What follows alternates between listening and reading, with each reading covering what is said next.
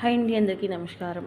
మనిషిగా పుట్టిన తర్వాత మనిషికి ఏదో ఒక లక్షణం జీవితంలో ఖచ్చితంగా ఉండాలి. ఏ లక్షణం లేని వాడు, ఏ సువాసన లేని పువ్వు లాంటి వాడు దేనికి పనికి రాకుండా పోతాడు.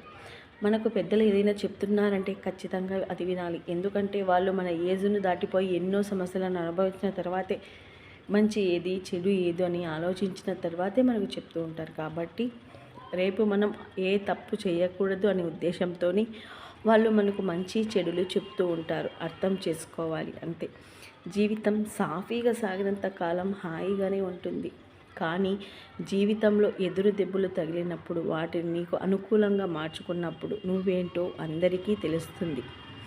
మనం ధనవంతులుగా ఉన్నప్పుడు మన చుట్టూ చాలామంది ఉంటారు. అందులో మన వాళ్ళు ఎవరో తెలుసుకోవడం చాలా కష్టం.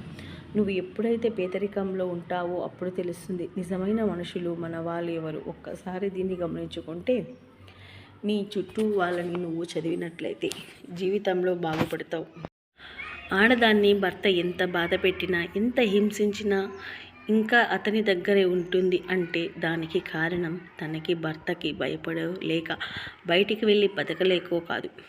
తన పిల్లల భవిష్యత్తు కోసం, తన తల్లిదండ్రుల సంతోషం కోసం, సమాజంలో గౌరవం కోసమని గుర్తుంచుకోండి. భార్యని హింసించేవాడు, భార్యకి గౌరవం ఇవ్వనివాడు, భార్యని ఎప్పుడు బాధ పెట్టేవాడు జీవితంలో నరక యాతన అనుభవిస్తాడు. ఇది భార్యని ఎప్పుడైతే గౌరవిస్తాడో, భార్యని ఎప్పుడైతే అర్థం చేసుకుంటాడో అప్పుడే నీ సంసారం సుఖ సంతోషాలతో ఉంటుందని గుర్తుంచుకో. భార్య తప్పు చేసింది అని తనని బాధ పెడుతూ హింసిస్తూ ఉంటే సరైన మార్గం కాదు. ఆ తప్పు ఎందువల్ల జరిగింది, ఎవరి వల్ల జరిగింది, ఎందుకు ఇలా జరిగింది అని ఆలోచిస్తే ఖచ్చితంగా సమాధానం దొరుకుతుంది. ఆడపిల్ల అత్తగారింట్లో సంతోషంగా ఉండాలంటే లక్షలకు లక్షలు కట్నాలు ఇస్తే సరిపోదమ్మా. అత్తారింట్లో అర్థం చేసుకునే భర్త ఉండాలి. చిన్ని చిన్ని తప్పులు చేసినప్పుడు సర్దుకుపోయే అమ్మలాంటి అత్త ఉండాలి. ప్రతి బాధను పంచుకునే అక్కా చెల్లెలు లాంటి ఆడపడుచులు ఉండాలి. అన్నిటికన్నా ముఖ్యంగా ఆ ఇంట్లో ఉన్న వాళ్ళంతా ఏ కల్ముషము లేని మనుషులై ఉండాలి.